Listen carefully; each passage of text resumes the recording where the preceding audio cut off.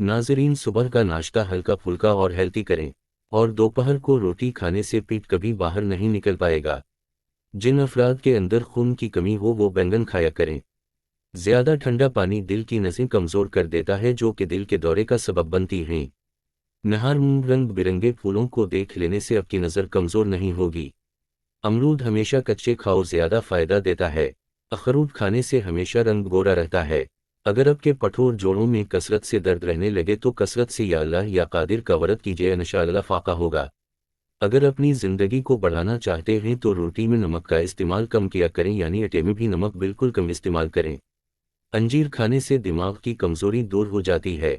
केले के छिलके चेहरे पर मसल लेने से कभी आपको क्रीम लगाने की ज़रूरत नहीं पेश आएगी। रोज़ा रखने से दिमाग बेहतरीन काम करता है। रोज़ा रख लेने से पट्टों का बोझ कम हो जाता है और ब्लड प्रेशर में मुतवाज़िन रहेगा।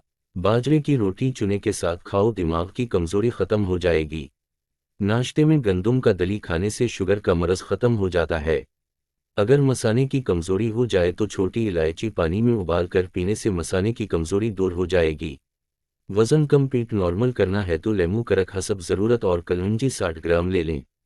किसी शीशे की प्याली में कलौंजी रखकर इतना अर्क डालो कि कलौंजी डूब जाए, फिर डाम दो। खुश्क होने के बाद पाउडर की शक्ल में सफ़ूफ बना लें। नीले रंग की बोतल में महफूज कर लें। रोज़ाना रात को सोते वक्त खाएं। साथ मीठी चीज़ों से परहेज करें, देखिएगा हफ्ते में 10 किलो वज़न कम हो जाएगा। औरत रोज़ाना सुबह को भगवाए हुए मुनक़े खाए, दूध के साथ जवानी वापस अलिफ जाएगी।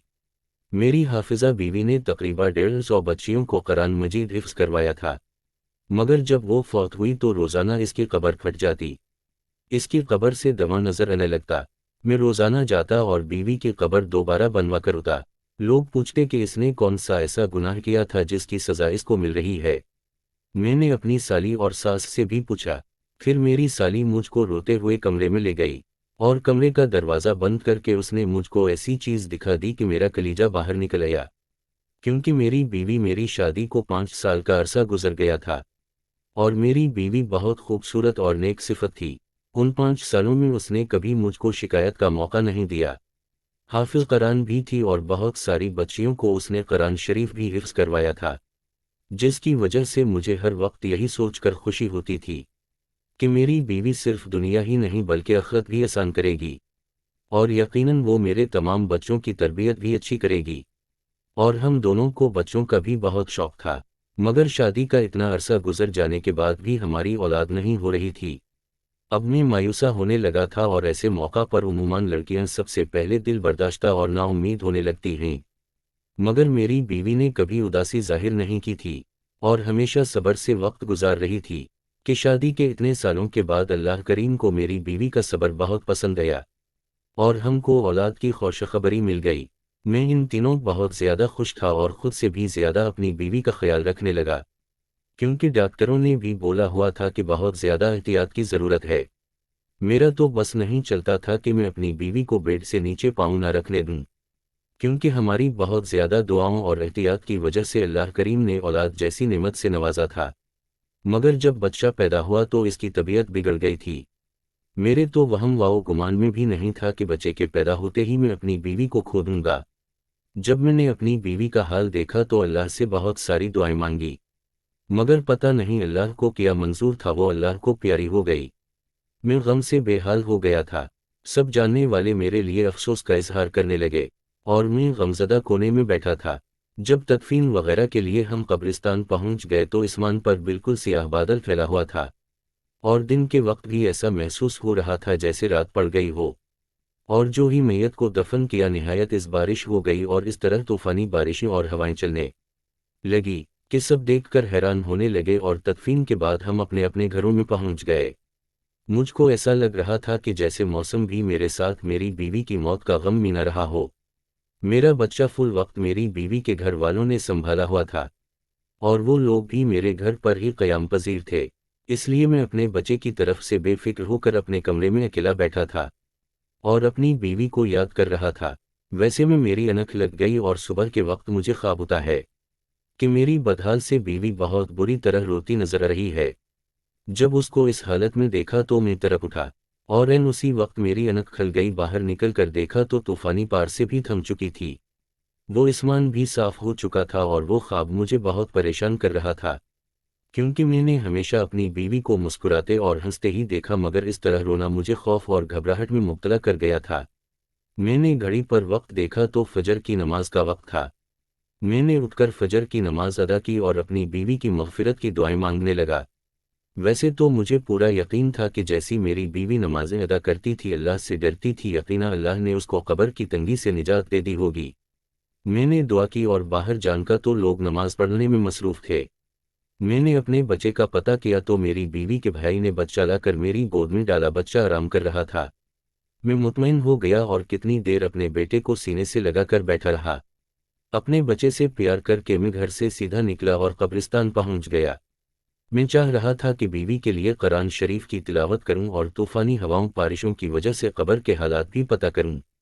میں جب قبرستان پہنچ کر اپنی بیوی کی قبر کے قریب پہنچا تو میرے ڈونکتے کھڑے ہو گئے۔ میرا دل خوف سے پھٹنے والا ہو گیا کہ جس عورت کو میں نیک اور جنتی جان رہا تھا، اس کی قبر پر ایسا عذاب آیا ہوا تھا کہ مجھ جیسا پتھر دل مرد بھی اندر تک ہل گیا تھا۔ اس کی قبر سے دھواں نکل رہا تھا اور اتنی تپش تھی کہ میرا وہاں پر کھڑا ہونا مشکل ہو گیا تھا، اور کوئی مزدور بھی قبر بنانے کے لیے تیار نہیں تھا۔ بڑی مشکل کے ساتھ ایک مزدور ملا جس نے 4 گنا زیادہ پیسوں کا مطالبہ کیا اور قبر پر مٹی ڈال دی۔ میری حالت خراب ہو رہی تھی۔ گھر پہنچا تو سب نے مجھے کو حوصلہ اور سہارا دیا اور تسلی دینے لگے۔ مجھے حیرانی تھی کہ اس کے ساتھ ایسا کیوں ہوا، وہ تو بہت نیک عورت تھی اور اس کی کوئی ایسی غلطی کبھی بھی میری نظر سے نہ گزری تھی۔ میں سوچ سوچ کر پاگل ہو گیا تھا کہ اس کی اصل حقیقت پتہ چل جائے، اور جب اس عورت کی حقیقت کھلی تو میرا دل پھٹ گیا۔ میرا نام کامران ہے، میں اکلوتا بیٹا تھا۔ ہمارے گھر کے 4 لوگ تھے، ماں، باپ، میں اور ایک میری بیوہ پھوپھو جو دوسری ماں کی طرح تھی۔ جب میں کالج جاتا تھا تو میری ماں کا انتقال ہو گیا تھا، ہم 3 لوگ رہ گئے تھے۔ اپنی ماں کو کھونے کا غم بھی بھاری ثابت ہوا مجھ پر۔ میری والدہ بھی بہت نیک عورت تھی، میرے ابا نے ماں کا غم بلانے کے لیے بڑا سہارا دیا مجھے، اور ہر وقت دونوں میرے ساتھ رہتے اور اکیلا نہ چھوڑتے تھے۔ کچھ عرصہ گزرنے کے بعد میں سنبھل گیا اور دوبارہ سے اپنی تعلیم کا سلسلہ شروع کر دیا۔ میں جب پڑھ کر فارغ ہوا تو پھوپھو اور ابا کو میری شادی کا شوق ستانے لگا۔ میں نے شادی کی حامی پڑھ لی، زور واؤ شور کے ساتھ میرے لیے لڑکی کی تلاش کی جانے لگی۔ تب میری پھوپھو کو اپنے شوہر کے خاندان میں لڑکی کا خیال آیا۔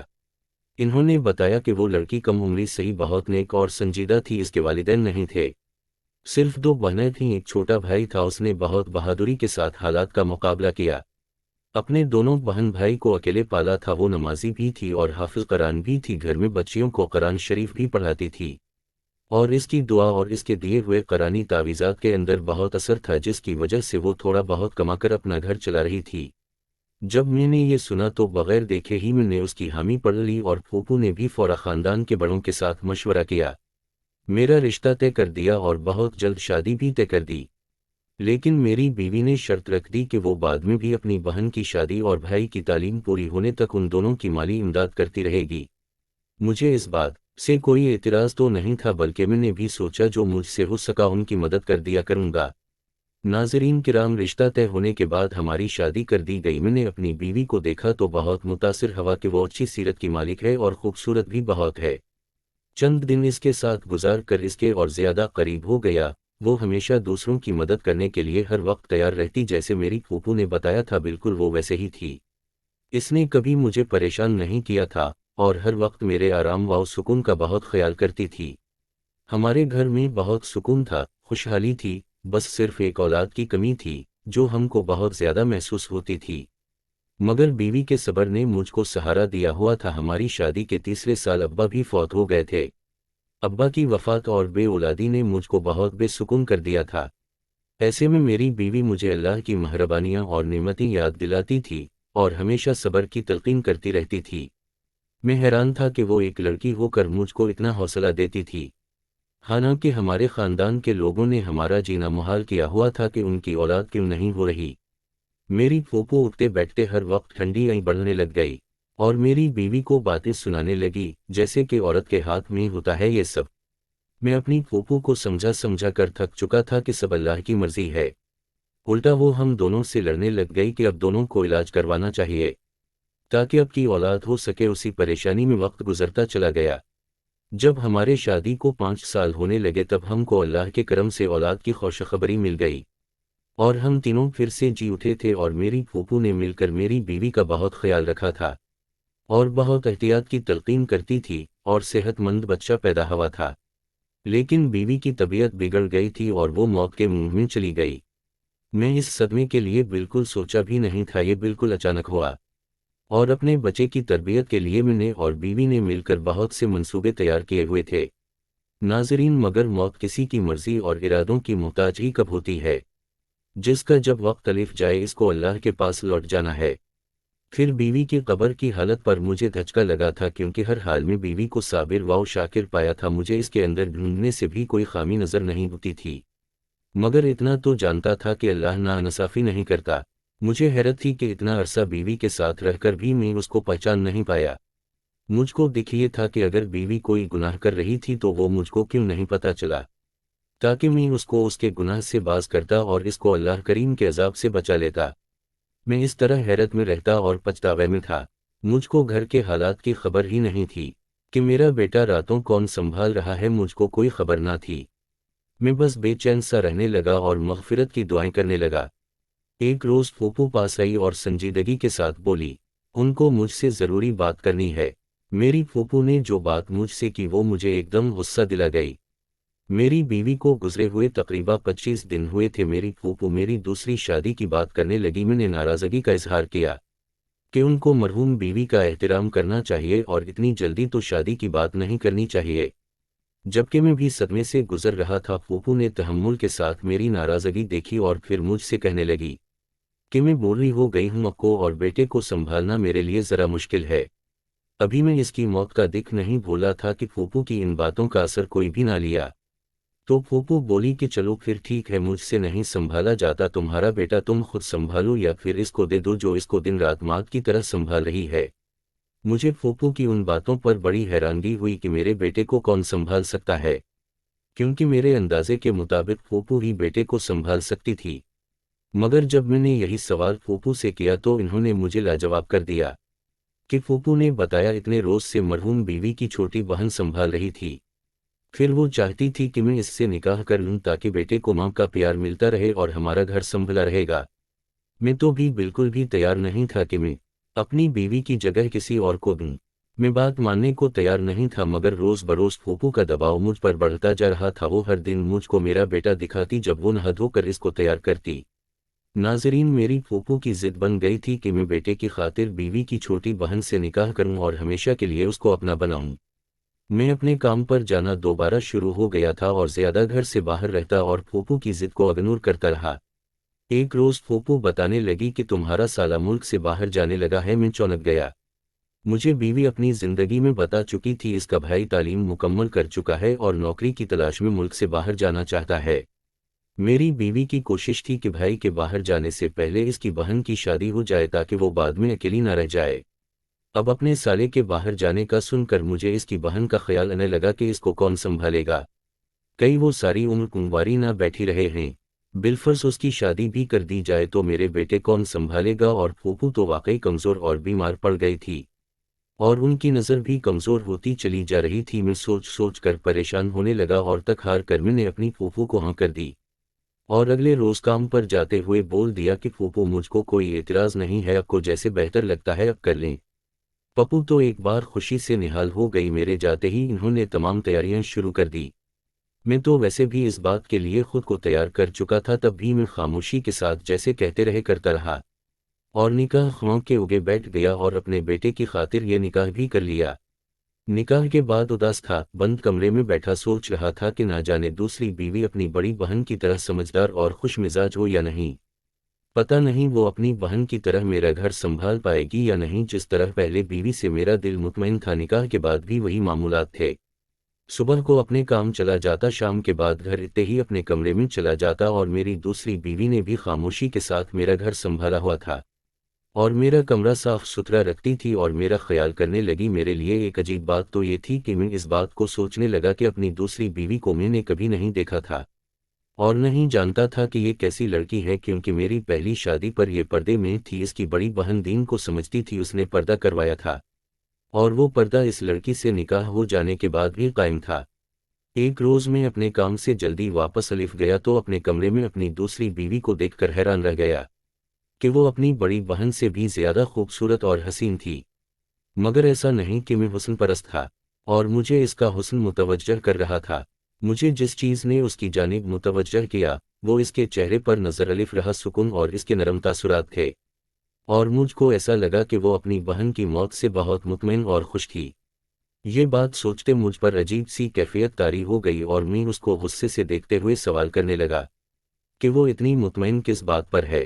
میرا سوال شاید اس لیے غیر متوقع اور عجیب تھا۔ وہ پریشانی سے میری طرف دیکھنے لگی تو میں مزید بولا کہ اب کو بڑی بہن کی موت کا افسوس ہی نہیں ہے، اس کی جگہ لے کر بھی اتنی خوش کیسے ہو، جبکہ تمہاری جوان بہن موت کے منہ میں جا چکی تھی اور اس کی آخرت بھی نہ جانے کیسی ہو۔ میں نے غصے میں پہلے بیوی کا راز ہے اس کے سامنے بول دیا کہ اس کو قبر کا عذاب کیسے جھیلنا پڑ رہا تھا، مگر میری اس بات پر جو اس کے چہرے کے تاثرات بدلے مجھے احساس ہوا۔ دوسری بیوی کچھ دیر کے لیے صدمے کے ساتھ مجھ کو دیکھتی رہی اور پھر بری طرح رونے لگی۔ میں اس کو روتا دیکھ کر بکھلا سا گیا۔ وہ روتے ہوئے وہ ایسا کچھ بولنے لگ گئی جس نے مجھ کو ساقط کر دیا۔ وہ بار بار کہہ رہی تھی کہ مجھے یہی خوف تھا کہ بڑی باجی سے اللہ کریم ناراض ہو جائے گا اور وہ تنگ ہوگی، مگر وہ میری مانتی نہیں تھی۔ میں اپنی بیوی کے الفاظ پر تنگ رہ گیا تھا، یعنی میری پہلی بیوی کچھ ایسا کرتی تھی جس سے اس کی بہن واقف تھی، اس کو روکتی تھی۔ جب میں نے اسے تفصیل معلوم کی تو وہ بات بدلنے کی کوشش کرنے لگ گئی، مگر جب میں نے سچ جانے کی ضد کی پھر اس نے بڑی بہن کی اصلیت مجھ کو بتائی، جس کو سن کر میرے تو ہوش اڑ گئے۔ اس نے بتایا کہ میری بہن واقعی ایک لڑکی تھی اور حافظہ ہونے کی وجہ سے ہر وقت تلاوت کرتی رہتی تھی۔ ایک روز ہمارے محلے میں کسی بچے کو تکلیف ہوئی تو اس کی ماں کی پریشانی دیکھ کر میری بہن نے کچھ آیات پڑھ کر اس بچے پر پھونک دی، جس سے اس بچے کو آرام مل گیا۔ اس واقعے کے بعد میری بہن مشہور ہو گئی کہ وہ نیک عورت ہے جس کے پاس تکلیف اور بیماری کی شفا ہو جاتی ہے۔ اس کے بعد طرح طرح کے لوگ ہمارے گھر آنے لگے اور میری بہن تعویذ کے نام پر قرآن پاک کی آیات لکھ کر دے دیتی اور لوگ پیسے دے کر چلے جاتے اور ہمارا گزر بسر ہونے لگا۔ مگر مشکل حالات کے لیے ہمارے پاس کچھ بھی نہ تھا اور اچانک ہمارے بھائی کا ایک گردہ فیل ہو گیا۔ وہ ہسپتال میں موت اور زندگی کی کشمکش میں تھا اور ہمارے پاس اس کے علاج کی رقم بھی نہیں تھی۔ ہم بہت زیادہ پریشان تھے۔ انہی دنوں ایک مرد میری بہن کے پاس آیا، اس کو بولا کہ وہ کسی لڑکی سے شادی کرنا چاہتا ہے مگر وہ لڑکی شادی شدہ ہے۔ وہ چاہتا ہے کہ وہ ایسا تعویذ دے کہ لڑکی کی طلاق ہو جائے اور وہ اس کو پالے۔ میری بہن نے انکار کیا کہ گناہ کا کام ہے، مگر جب اس نے لاکھوں روپے دینے کا کہا تو میری بہن نے بھائی بچانے کے لیے نہ جانے کاغذ پر ایسا کیا لکھا کہ اس مرد کی خواہش پوری ہو گئی اور ہمارے بھائی کا آسانی سے علاج ہو گیا۔ پھر اے روز ایسے ہی لوگ آنے جانے لگے جو ناجائز مطالبے کرتے اور تعویذ بنوا کر ڈیڑھ پیسے دے کے چلے جاتے۔ ایک روز چھپ کر بہن کو تعویذ بناتے دیکھا تو میرے اوپر آسمان گر پڑا، کیونکہ میری بہن کاغذ پر قرآن شریف الٹا لکھ رہی تھی اور یہ کالا علم تھا۔ میں دکھ سے پاگل ہوتی بہن کو روکنے لگی، اس کو سمجھانے لگی کہ وہ توبہ کر لے۔ وہ بولی اگر ایسا نہ کرتی تو ہمارا بھائی کب کا مر جاتا۔ میں اس بات پر غصے ہو گئی تھی۔ میں نے بہن کو بولا تھا کہ اس سے اچھا تھا کہ ہمارا بھائی مر جاتا، مگر وہ یہ حرام کام نہ کرتی۔ زندگی موت تو اللہ کریم کے ہاتھ میں ہے۔ اپنی بہن کو سمجھاتی رہی مگر وہ لالچ میں الف چکی تھی۔ وہ تو اتنی نیک تھی کہ روحانیت پا چکی تھی، مگر پیسوں کی لالچ میں سب کچھ گوا دیا۔ اس کی زندگی اچھی تھی، وہ نماز قرآن بھی پڑھتی تھی، اس کی شادی ہو گئی مگر اس نے وہ کبیرہ گناہ نہیں چھوڑا تھا اور پیسہ کمانے کے چکروں میں پڑی رہی۔ میں یہ سب سن رہا تھا۔ میری بیوی بول رہی تھی کہ میں ڈرتی تھی کہ اللہ پاک ناراض ہو گیا تو توبہ کی مہلت دے بنائی موت دے دے گا اور سخت عذاب دے گا۔ میرا کہاں سچ ہو گیا، میں گم سا ہو گیا۔ میں اس کو اتنا نیک جانتا رہا اور وہ دنیاوی پیسوں کی لالچ میں اتنا بڑا گناہ کرتی رہی، اور میرے سامنے بیٹھی دوسری بیوی اس جیسی نیک نہ ہونے کے باوجود اللہ کا خوف تو رکھتی تھی۔ اللہ تعالیٰ نے مجھے اور اصل میں نیک بیوی سے نوازا تھا۔ ناظرین کرام، کالا علم کروانے اور کرنے والے دونوں کے لیے اللہ پاک کا سخت عذاب ہے۔ کبھی کسی اپنے کے شدید بیماری میں اس گناہ کا مرتکب نہیں ہونا چاہیے، کیونکہ ہو سکتا ہے اس بیماری کے بعد جب اس کو موت آئے وہ اس کی نجات کا ذریعہ ہو۔ مزید اچھی ویڈیوز کے لیے چینل کو سبسکرائب کر دیں۔ ملتے ہیں اگلی ویڈیو میں، تب تک کے لیے خدا حافظ۔